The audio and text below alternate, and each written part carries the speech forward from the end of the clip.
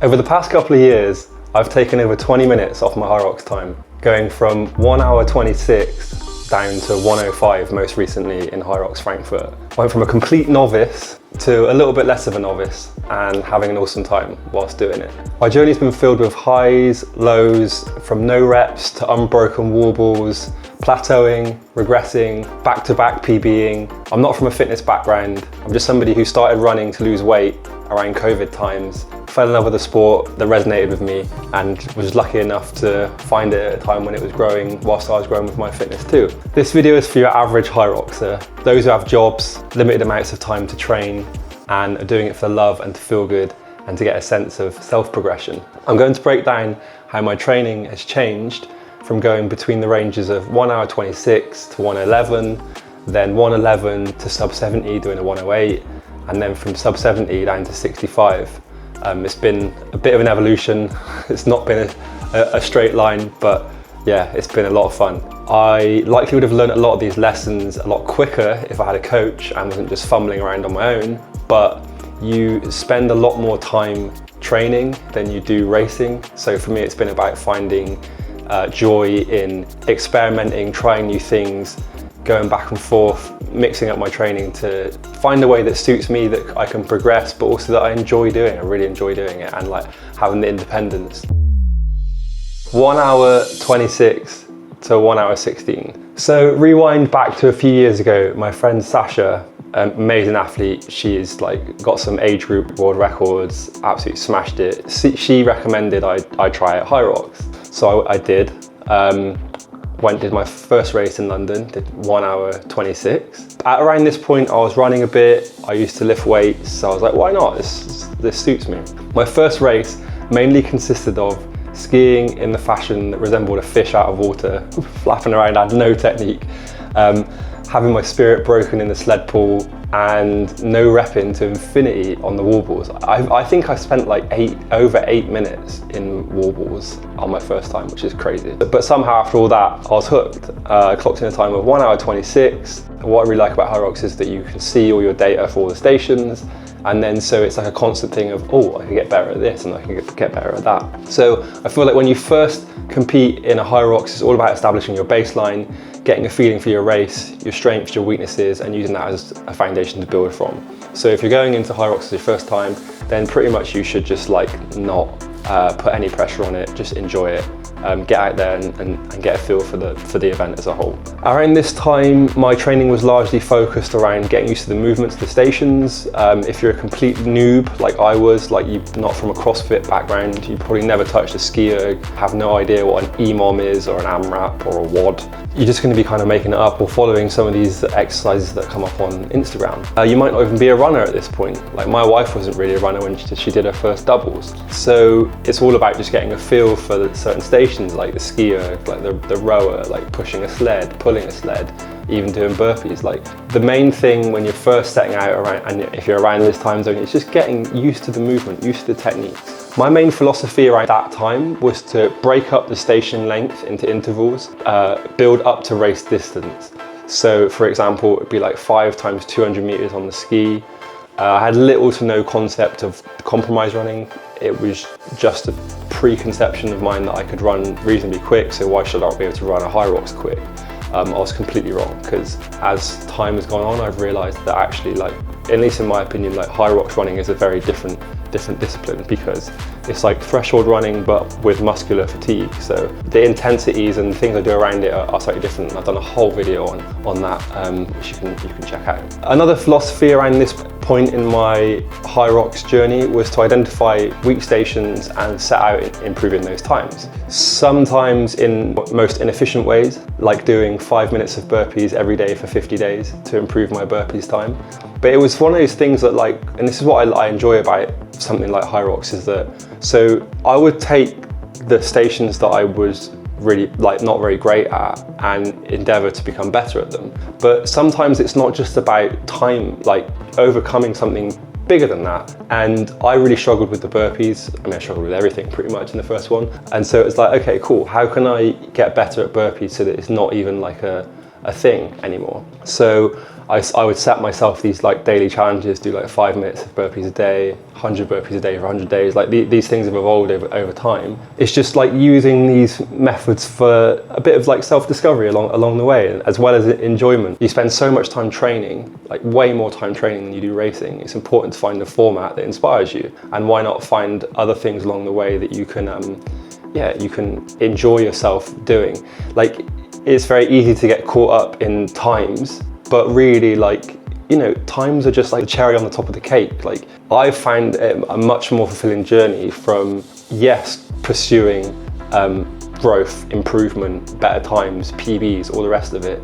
But along that route, it's like you need to have some other things, like more qualitative goals, like going from suffering really hard with the burpees to now, like, I actually quite enjoy them. Like, I actually PB'd my burpee in Frankfurt, and like, you know, you can set more qualitative goals, like not stopping. Doing the burpees unbroken. So yeah, you might do it quicker, but also another aim is like, well, I don't want to take a rest during the burpees. There's like little things like that along the way that can become qualitative goals and not just quantitative. And I think that's really important for like finding a deeper level of enjoyment and not getting too hung up on just times all the time. 1 hour 16 to 1:08. The road to sub 70 was a rocky one. It was crazy. So I set the goal of doing sub 70 Hyrox at London Olympia 2023. I came in at a time of 71 minutes. Felt like I pushed really hard, and that was the end of the season. Yeah, usually London Olympia is one of the last events before the World Championships. I mean, I was nowhere near qualifying. I'd missed that goal. In the off season, I did a load of like easy mileage, like just, I don't know, I don't think I was really training very, very well for Hyrox. Ultimately, entering the 23-24 season, I opened at London XL in a time of 1 hour 16. So I went back by 5 minutes and I bonked majorly. Yeah, it was quite a scary experience. I was in the wall balls, I got completely separated from my senses, I was stumbling all over the place, but I managed to finish the wall balls and stumble over the line, and like, I almost fainted. It took everything for me to not faint. I've never felt that way before. I wasn't in a good way. So yeah, 5 minutes slower, performed terribly, and usually after most Hyroxes I'd done, it's pretty clear, like, for me what needs to be done. Whereas this one was a bit of a curveball. I was like, what? And so, like, you know, I looked back at my splits, and there was not enough for me to get like an actionable plan from like, what do I do now? So I had to really look at like, well, why did that happen? What caused me to bonk like that? And it was pretty much my nutrition. I was under fueling, not taking on enough carbohydrates. You know, it was time for a rethink. I'd come off the back, like off back-to-back PBs going up to this point, you know, starting at 1 hour 26, and then it's like PB, PB, PB. And then coming into this one and going back 5 minutes, majorly lost my confidence, and maybe made me think, well, maybe I'm not very good at this Hyrox stuff after all. But with some reflection, I completely overhauled my approach, and it turns out that's exactly what I needed, actually, to break new ground. Because of that 23-24 season had like the biggest impact on my Hyrox racing to date. Like, I learned so many like valuable lessons in pacing, fueling, mindset, and training load management. So if I talk a bit about pacing, previously during Hyrox at Excel, I got the fastest men's open sled push time. And after seeing that, it kind of flicked a switch in my brain and was like, oh, maybe I could be good at this Hyrox thing. This was actually prior to the bonking and whatnot. What I realized as races went on was that by pushing hard in the sled, it was actually killing the rest of my race. So that was a really important lesson in pacing, in that sometimes the stations that you're best at are the ones that actually require you to pull back the most, because that's killing the rest of your race. And so I started implementing like the break after each length or during each length, check my ego, and then that was enabling me to run the rest of the race even quicker. So I had to take my best station and perform suboptimally at it in order to improve the rest of my race. And that was a really important point to consider with Hyrox racing generally, about managing intensity and pacing throughout. And by doing this, that enabled me to improve my run times, hold a better pace throughout other stations, unlock faster and faster times. So it was a really good lesson. Another big one was fueling. I had no concept of the importance of carbohydrates in a sport like Hyrox. I'd previously spent a lot of time doing ultras, like low heart rate, easy mileage, and you can get away with like fasted runs, low carbs, because you're not going beyond that intensity. Whereas with Hyrox, as soon as you go like redlining it, you're going to be burning carbohydrates and you need it. This majorly got unlocked for me when I did some in-lab testing for my lactate threshold and VO2 max. I've got like a whole bunch of videos on that stuff if you want to check it out.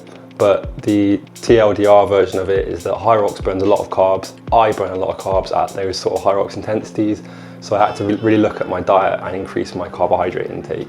It was such a simple thing, you know, it's one of those things, if you don't have the energy, you can't perform. So it was really important for me to have that lesson and increase the carbohydrates that I was consuming and be able to perform better. To that point as well, I now also take on gels. I've taken on 2 gels quite religiously now in my races. I take on one around the start, around sled push time, and then one around burpees. And then usually by the second half, I'm either like taking Red Bull or electrolytes, and that's been another major thing as well. It's just getting the carbohydrates on board during the race too. So mindset, for the vast majority of us, like Hyrox is something that we just love doing and want to get better at. There's a lot of allure of like the world champs, obviously the elite 15, and I'd love to qualify for the world champs one day. But until that point, my journey has to be about something more than that. It's like a commitment to putting in effort in something I love. And like I say, you spend a lot more time training than you do racing, so it's important to find value in the journey. It's cliche, but that's been a big shift for me. It's like business time in the gym, business time on the course, but also love and enjoyment, appreciation for where I'm at, whilst believing there's potential to achieve a bit more. And yeah, just having a lot of fun doing it and a lot of fun experimenting and shifting my training around. During this period of my journey, I've had my thresholds and VO2 max tested. And this was game changing for getting very specific with my training, allowing me to optimize and maximize every minute of every session, like targeting very specific ranges. I, like many others in Hyrox, have to balance it around work, so I'm constantly looking for ways to get the most out of my training. Not because I want to train less, because there are many other things that I need to squeeze into my day.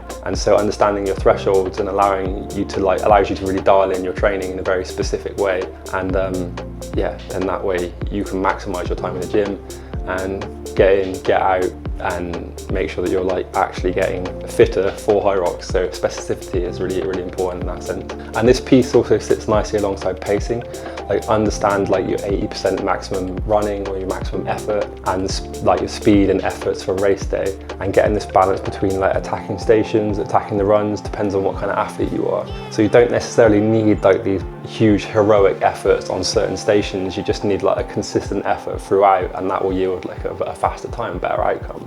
And also a more enjoyable race, because you're not like killing yourself and then like in a hole. You just walking that or running that line. Yeah, I think that's been a major one for me. So like I say, like sometimes you have to perform less than your best in certain stations for the greater good of your overall race. And it's like, you know, sometimes you've got to like check your ego and be like, I could be putting in more now, but like this level of intensity right now feels like an 8 out of 10. But the same intensity at the end of the race, it's going to feel like a 10 out of 10, just because it just builds over time. So it's all about that pacing. So yeah, I put all this into practice in like a pressure-free race in Maastricht, coming in at 1 hour 12. The main objective here was to get my confidence back after coming off of the bonk in XL, and just having a good time, more of like a psychological kind of like thing to get rid of the like negative feelings around nearly fainting in the warbles. Okay, cool, like I ran 1:12 and it felt like pretty chill. Maybe I'm back on track, which was good. And then that set the tone for Hyrox Copenhagen, where I finally broke the magical sub-70 barrier. Locked in, don't wanna let me get out. I'ma put you on a bench, you gotta sit out. Hit the street and had a block going crazy. Mama sound playing with my life and can't nobody save me up. Came in at a time of 108. It was 108 high, so like just below 109, but still it was below 69, so I was super happy with that. It meant that my training and race strategies were working and I was back on track. And so that was really important for me because, you know, I had one season of going back-to-back PBs, getting better and better and better, thinking like, yeah, great, like I know what I'm doing. And then it's like, boom, like big confidence knock, complete rethink. And then, okay, back on track now, back on track, hit that sub 70 goal. But what was great was that I hit it in a way that was like, okay, I feel like I got a lot more. I didn't feel like I'd maxed myself out. It was like, okay, I kind of understand it now, which is great. And then that's obviously laid the foundation for the next part. So going from 108 to 105, from struggle to effortlessness. It's funny how the road to sub 70 was full of tribulations, but hitting the next milestone felt somewhat effortless, like I'd finally found my groove. After hitting sub 70 in Copenhagen, I gave men's pro a go for the first time.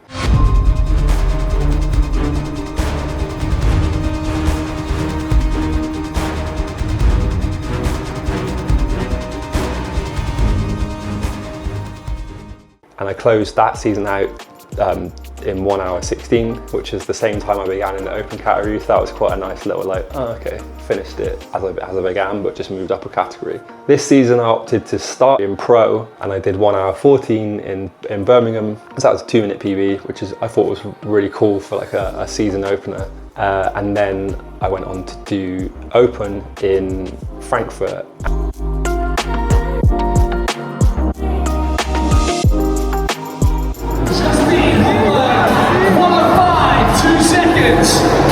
Yo, we've got 100 unbroken wall balls. It's Nicholas Hill from the UK. 105 and 6 seconds. So I was like very close to going sub 65, which is crazy. So that meant it was almost 4 minutes off of my Copenhagen time with the off season in between. So I was like, wow, this is crazy. But what was really cool about that was that I actually felt strong in the stations. So coming off the back of men's pro in Birmingham, I closed at 1 hour 14.